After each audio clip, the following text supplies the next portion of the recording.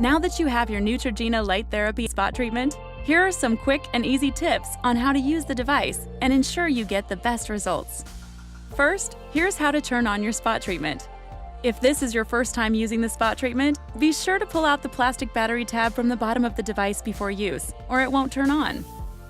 Then, press and hold the power button for a full second until the device turns on. Rapidly clicking the power button will not turn on the device. Once the device is turned on, place it directly on your skin so the device is touching your face and the light is surrounding the pimple. And that's it! The treatment lasts 2 minutes, and the device will automatically turn off when the treatment is finished.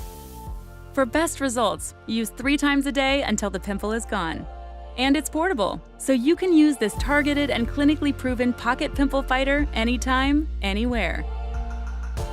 The battery can be replaced for continued use. If the battery runs out and the light stops working, use a Phillips head screwdriver to remove the screw at the end of the device and replace the AAA battery to get your spot treatment working again.